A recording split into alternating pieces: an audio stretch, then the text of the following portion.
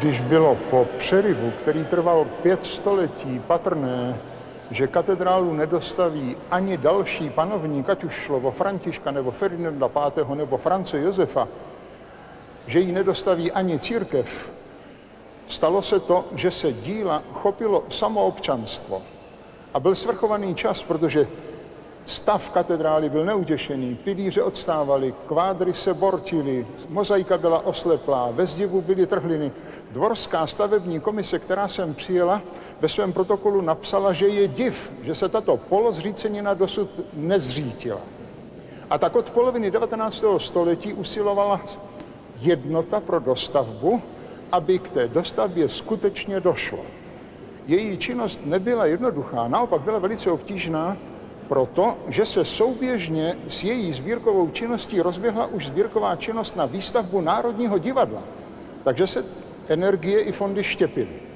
Sbíralo se způsobem naprosto obdobným, to jest mezi šlechtou, mezi běžnými občany, mezi duchovenstvem. Velmi často si napomáhali třeba i vánočními bazary a loteriemi a dobročinnými koncerty. Zkrátka tato činnost byla tak náročná, že si vyžádala práci 3 generací. První generaci architektů reprezentoval Josef Kraner. Ten se v podstatě po 15 roků věnoval záchraně, údržbě toho, co zatím stálo. A mezi tím samozřejmě pracoval na tom, aby očistil interiér, vnitřní prostor. On byl trochu purista, domníval se, že sem patří jenom to, co vzniklo v gotice. Takže všecko ostatní z těch pozdějších epoch, ať už šlo o barok nebo renesanci, to on odstraňoval. Navíc vypracoval plány. Ty plány se vyznačovaly tím, že počítal s tím, že dostavba nebude už uzavřena dvojicí věží. Druhým architektem, který pracoval na dostavbě katedrály, byl Josef Mocker. To už byl velice zkušený architekt, který předtím pracoval na katedrále sv. Štěpána ve Vídni. Byla mu svěřena i přestavba Karlštejna, takže není divu, že ho doporučoval architekt Zítek. Architekt Mocker vypracoval odlišné plány. Zdvihl skutečně dvojici věží do toho západního průčelí. A pak se věnoval otázce, zda znovu všechen vnitřní prostor, tak jako to v gotice bylo, pokrýt barvami. A v tomto sporu o takzvanou polychromii, který se vlekl několik roků, nenadále zemřel. A nastoupil tedy třetí. V roce 1899 byl to Kamil Hilbert, to byl tehdy mladíček, bylo mu 30 roků. A Kamil Hilbert svou práci pojal nesmírně fundovaně. Dokonce podnikl i archeologický průzkum a poučen důkladně i za pomocí expertů stanovil definitivní podobu katedrály s tím, že katedrála na délku bude mít 125 metrů, v nejširším místě bude 60 metrů široká, vysoká bude 33 metrů a bude korunována 100metrovou věží.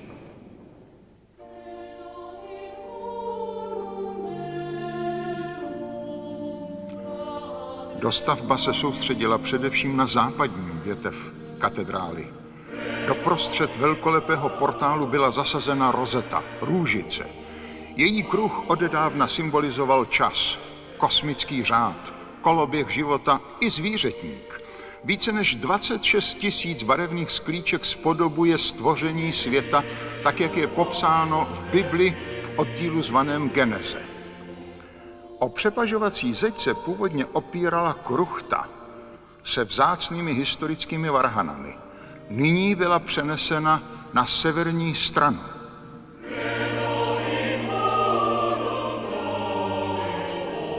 Protože gotická mozaika s výjevem posledního soudu několikrát oslepla, zopakoval nám tento výjev soudného dne Max Švabinský na okně dvojnásobných rozměrů. To je 165 čtverečních metrů.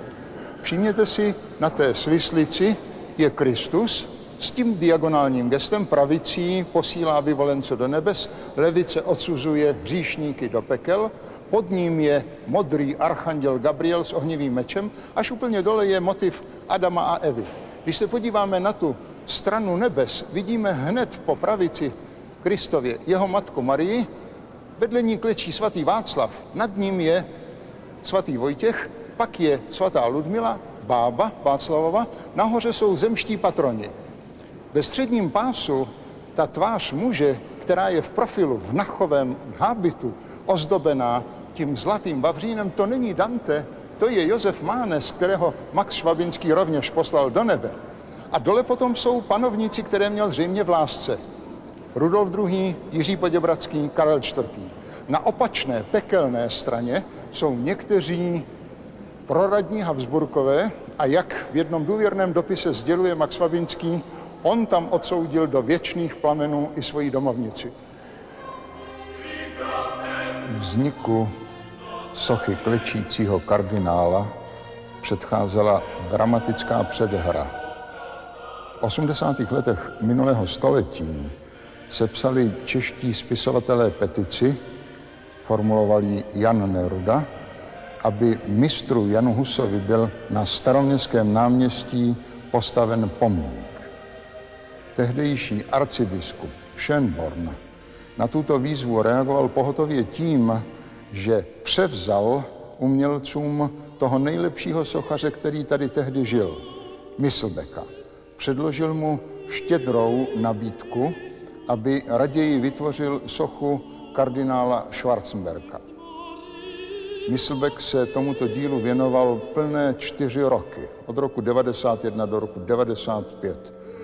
A ihned po dotvoření této fantastické sochy byl jeho výtvor odvezen na světovou výstavu do Paříže, kde byl odměněn sadou zlatých medailí. Přímo nad kněžiště bylo určeno další dílo Maxe Švabinského. A je pozoruhodné tím, že je na něm vprostřed znázorněna Nejsvětější Trojice.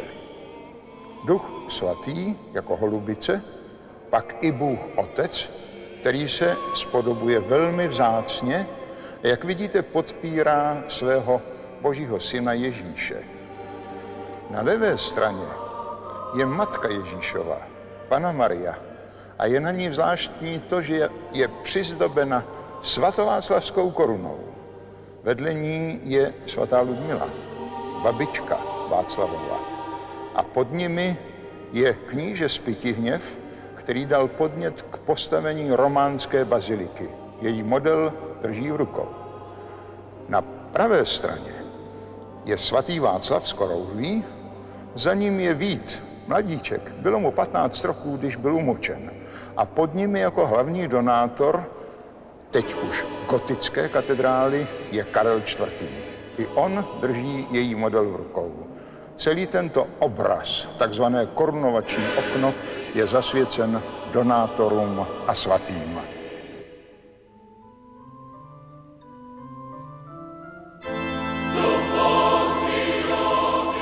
Po všecka staletí, po bocích hlavního oltáře stál arcibiskupský stolec a královský trůn. V průběhu věků se samozřejmě měnil vzhled oltáře. Až do roku 1873 zde stál vysoký barokní oltář, pak byl nahrazen tímto neogotickým systémem.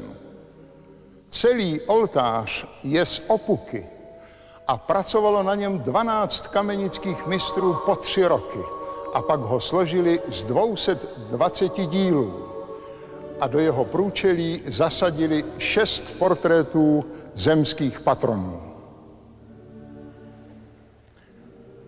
Uprostřed kněžiště, přímo pod ochozem, jsou umístěny v rámci 2 původní latinské gotické nápisy, ve kterých je zachycena historie stavby katedrály. Na tom levém, který začíná slovy Anno Jesu Christi, budeme v jádro překládat léta Ježíše Krista Spasitele roku 926. Svatý mučedník a vévoda vlasti Václav po umučení své báby Ludmily vystavil tu první chrám blaženému mučedníku Vítu.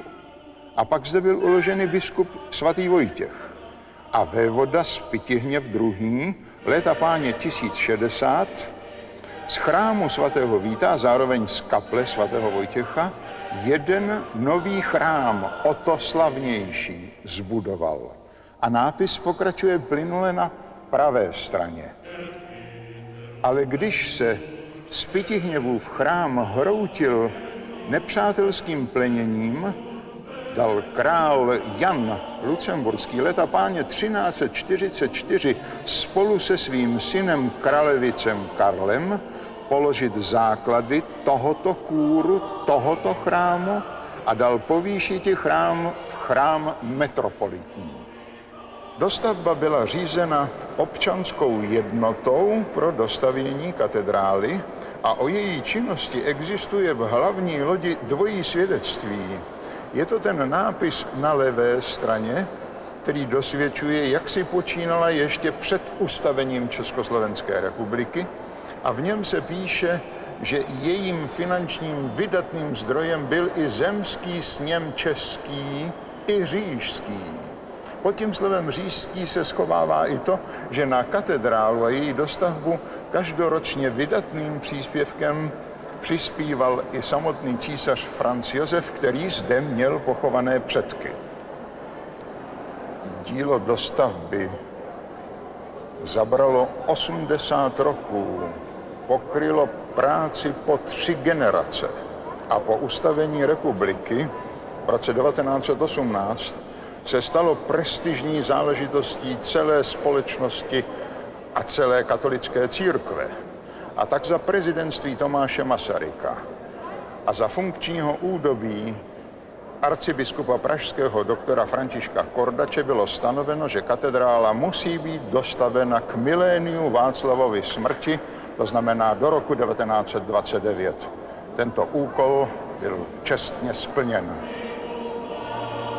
A tak konečně 28. září 1929 na den knížete a světce Václava byl chrám dokončen, vysvěcen a předán veřejnosti. Nad Prahou se tyčil chrám chrámů, památník českých duchovních dějin, svědomí věků. A ta slavnost byla tak významná, že se jí zúčastnila řada kameramanů a my z ní máme tedy tento dokumentární film. Slavnostní průvod obešel katedrálu za zpěvu chorálu a pak po úvodním projevu veřejnost poprvé vstoupila do dokončené katedrály. Vysvěcení chrámu představovalo značně složitý obřad. Světící biskup mimo jiné vyznačil berlou všecka písmena řecké a latinské abecedy.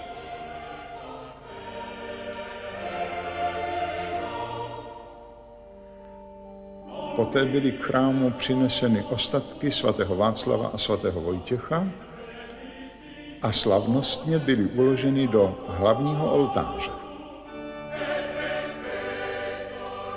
Světícího biskupa vystřídal zednický mistr, který je pečlivě zazděl. Součástí slavnosti byl i průvod po královské cestě z Vyšehradu přes most do katedrály. Na lafetě byla vezena Václavova zbroj, meč a přilba. Na dalším voze potom následovala i samotná lebka, ozdobená čelenkou věnovanou americkými krajami. Na tribuně se účastnila slavnosti špička diplomacie a české společnosti. Představte si, že za měsíc po této události došlo k tragickému zlomu. Vypukla světová ekonomická krize. A záhy na to nastoupil hitlerismus a zaclonil celou Evropu temnotou. A protože české země byly tradičním otloukánkem Evropy, schylovalo se k tragedii, k tomu, že první obětí bude Československo. První, co Hitler, který sem vtrhl, scháněl, byly korunovační klenoty. Ale korunovační klenoty byly samozřejmě ukryty na neznámém místě a byla rozšířena pověst o tom, že je exilová vláda vzala sebou do Londýna. Nicméně gestapo je vyčenichalo. Takže pak došlo k tomu, že v korunní komoře si sudecký zloduch K.H. Frank spolu s protektorem generálem SS Reinhardem Heydrichem nechali korunovační klenoty předvést Legenda dokonce praví, že v tom rozmaru si Heydrich korunu posadil na hlavu.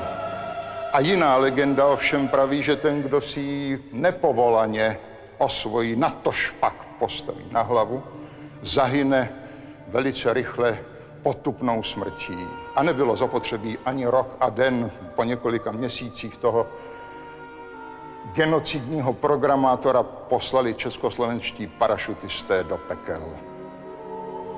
K.H. Frank si potom korunovační klenoty nechal přenést do své úřadovny a vyzvedl si od gestapa několik vězňů a s nimi tajně v románském sklepení pod Vladislavským sálem vyhloubil výklenek a do něj korunovační klenoty dal zazdít. Vězně pak dal postřílet, takže byl jediný, kdo věděl, kde korunovační klenoty jsou. A když byl po válce postaven před náš tribunál, domníval se, že za to, že prozradí, kde najdeme své korunovační klenoty, on unikne o práce. Jenomže naši už na ně dávno přišli, aniž on to na Pangráci věděl, a tak od 28. října 1945 byly korunovační klenoty vystaveny pro českou veřejnost ve svatováclavské kapli. O tom, jak dramatická situace byla za hitlerovské okupace, alespoň historku, nebyl ohrožen jenom korunovační poklad, ale i chrámový poklad. A situace kapituly byla o to složitější, že do ní byli nadekretováni někteří němečtí kanovníci. Mezi nimi dokonce jeden zuřivý nacista, který se nevybíravě pokoušel stát se pražským arcibiskupem. A tak pražská kapitula pomocí jednoho slušného Němce usilovala o to, aby získala souhlas gestapa ukrýt chrámový poklad takzvaně před nebezpečím náletu. A když se to podařilo, rychle začali do dřevité vaty a do beden balit nejvzácnější předměty, jenomže ta dřevitá vata jim brzy došla. A jeden si vzpomněl, že má přítele v Husově třídě, který snad má ještě nějakou chemickou dílnu, kde by mohla dřevitá vata být, takže se tam rychle rozjeli, opravdu na nádvoří našli hromadu, ale jak byla pod širým nebem, byla namoklá. A oni neměli auto, takže zapřáhli koně do arcibiskupského kočáru, naložili plný kočár tou mokrou vatou, takže cestou z toho kočáru doslova teklo. A přivezli všecko sem a tady jako na louce ji rozložili a po 3 dny hrabičkami převraceli a sušili. A když se jim to podařilo, rychle všecko zabalili a pak skryli ty nejvzácnější věci pod poklop arcibiskupské hrobky, tam za námi, kde je uložili mezi ostatky arcibiskupů Kordače a Kašpara a svítícího biskupa Podlahy, který byl nesmírný expert a má obrovské zásluhy o tuto katedrálu. V naší katedrále existují od samotného počátku 2 poklady. Ten jeden je uložen ve svatováclavské kapli a sestává především z korunovačních klenotů a z korunního archivu, dá se označit jako královský poklad. Na protější straně katedrály ve staré sakristii byl původně uložen chrámový poklad. A ten chrámový poklad je už inventarizován od poloviny 11. století. A těch seznamů je řada. A na rozdílech mezi těmi seznamy můžeme shledávat, že dramatické dějiny, které probíhaly v naší zemi, dolehaly i sem, neboť v chrámovém pokladu docházelo k rozchvacování i drancování. Nicméně až do dnešních dnů se podařilo dochovat nádherné misály a zlaté monstrance a relikviářové kříže a deskové relikviáře a verajikon a jeruzalemský svícen, údajně pocházející z Šalamounova chrámu a řadu zlatých kalichů a berel opatských a biskupských i arcibiskupských posázených démanty. A samozřejmě nádherná roucha mešní, ornáty vyšívané zlatem a zlaté prsteny a řetězce a růžence z jantaru a z drahých kamenů. A k tomu všemu samozřejmě pak náleží i vnitřní vybavení katedrály. Obrazy, sochy, svícny, hermy, všechny kulturně historické památky, Počínaje třeba tou, která je zavěšena právě na gotické stěně staré sakristie. Je to Tizianovská variace, která znázorňuje triumfální průvod Kristův. Vidíte, že počíná Adamem a Evou a pak následují starozákonní proroci. A mezi nimi je dokonce i Sibyla. A Ježíš je následován svou apoštolskou družinou. A k ní už je přimalován i kníže svatý Václav. Tento obraz je osobním darem prezidenta Masaryka.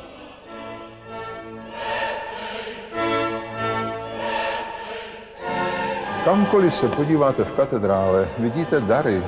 A dary, které mohou být svým způsobem překvapivé, protože třeba oltář, který je od Františka Bílka, je vlastně od jinověrce.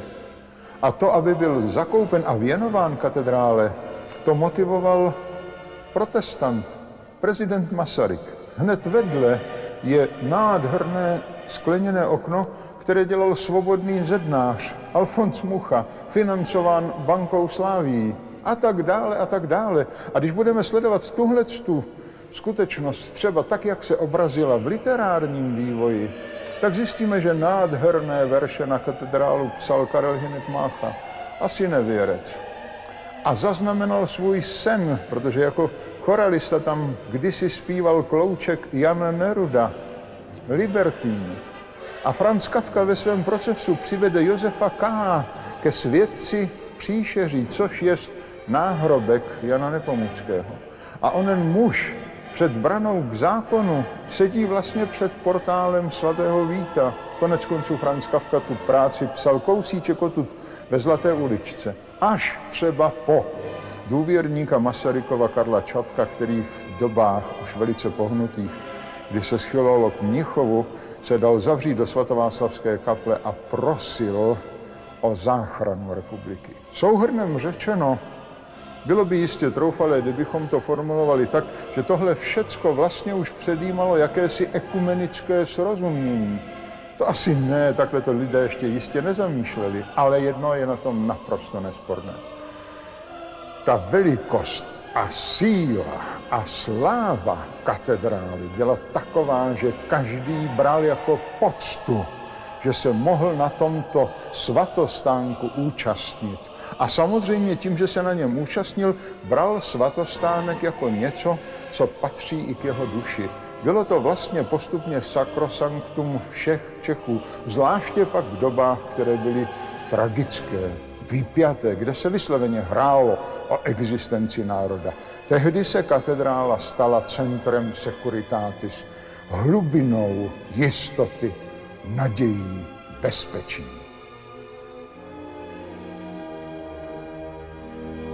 O represích za komunistického režimu by bylo možné hovořit hodiny. Uveďme jediný detail.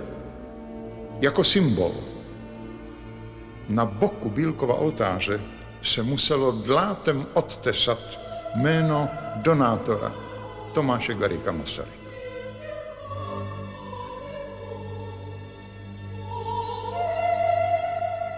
Protože katedrála je živoucí organismus, pečují o ní neustále štáby lidí, nejen historici a restaurátoři, ale i mnozí řemeslníci. Takže si představte, že například po obvodu katedrály putuje už 22 roků četa kameníků. Ti jsou s katedrálou doslova spojeni celý život. Nahoře pracují i horolezci, kteří opravují často vypadlé tabulky nebo střechu a podobně. Až půjdete katedrální lodí, najdete možná dlaždici, ve které je vyryt křížek.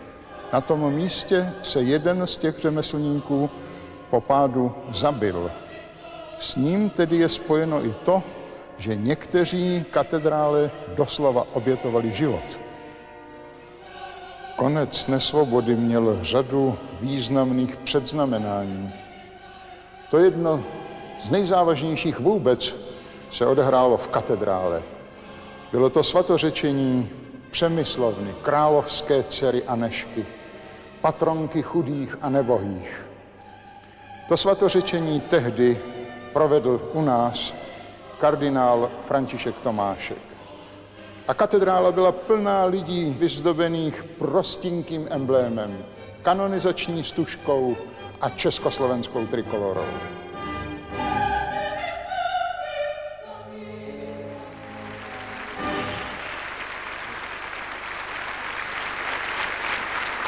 Připomínáme si Kristova slova, blahoslavení, kteří lačnějí a žízní po spravedlnosti, neboť oni budou nasyceni. Nikdo z nás by neměl zůstat stranou, když jde o lepší budoucnost národa. Prosím vás, abyste v tyto dny spojovali odvahu s moudrostí a odmítali cestu násilí.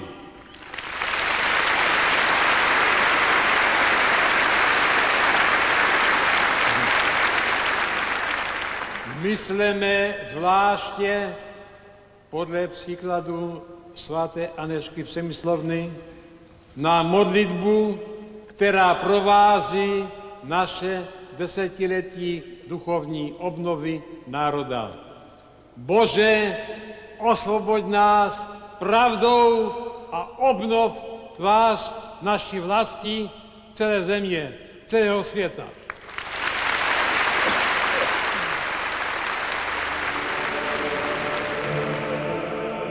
A krátce poté se naplnila středověká legenda o tom, že teprve tehdy bude v Čechách svoboda a dobře, až bude tato patronka povýšena na světici. Záhy na to následoval 17. listopad, sametová revoluce.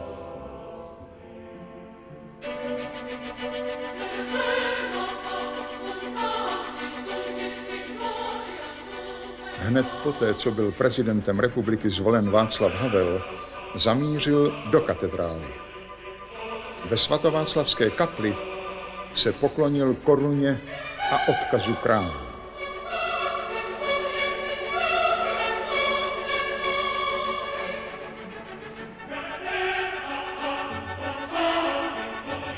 A chrámem pak po dlouhých letech zaznělo velebné Te Deum.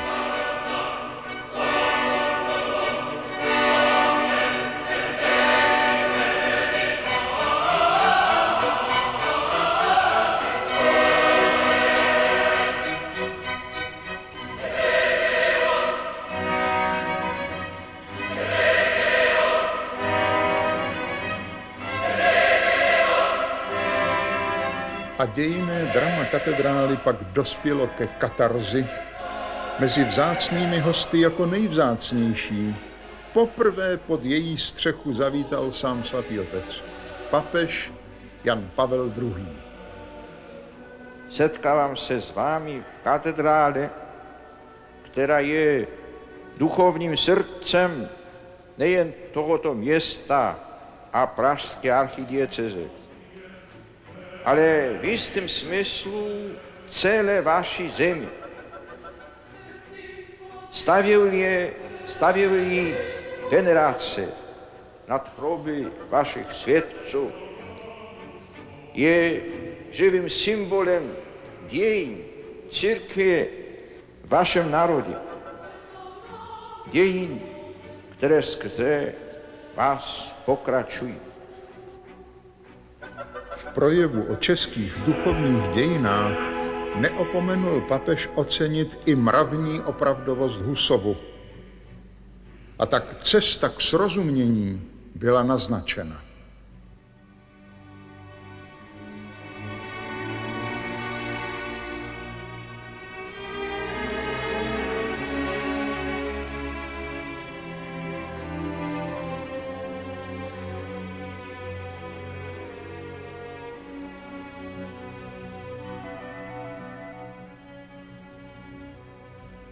Je tedy nutné ještě cosi dodávat k tomu, co se nedávno vynořilo v podobě sporu o vlastnictví katedrály. Víc jak 1000 let katedrála nepotřebovala vlastnicko-právní kotvení. Stavěl a platil jí především panovník jako korunovační svatyni byl jejím patronem, z čehož vyplývaly nezadatelné dědičné výsady, a král stanovil, že dom bude současně působištěm arcibiskupa, to jest povýšil chrám na metropolitní. Katedrálu pak svorně věnovali Bohu a Čechům jakožto spojnici spásy. Vše, čím kdokoliv přispěl, se bralo jako dar na chrám Páně. Katedrála po staletí figurovala co právní subjekt. Protože ovšem sama nemohla o sobě rozhodovat, byla k ní zjednána správa, svatovícká kapitula. Kapitula byla vždy pouze správcem a uživatelem, nikoli majitelem. Korunovační dům se vždy vyznačoval nedílností náboženského kultu a státní komponenty. A občanská dostavba pak tento charakter ještě zesílila. Katedrála byla dobudována jako sakrální symbol české státnosti. Je dílem a dědictvím národa, duchovním úběžníkem i rodinným zlatem. Je dvojnásob nedotknutelná. Po staletích rozporů a střetů, za něž zdejší lid platil tolikerou ztrátou sil i krve, stalo se příkazem doby dosáhnout srozumění. Nechť klíč k pražské katedrále náleží jak prezidentovi, tak arcibiskupovi. Dohodněme se, jak o tento monument ducha a dějin budeme svorně společně pečovat. K slávě Boží a ke cti Čechů.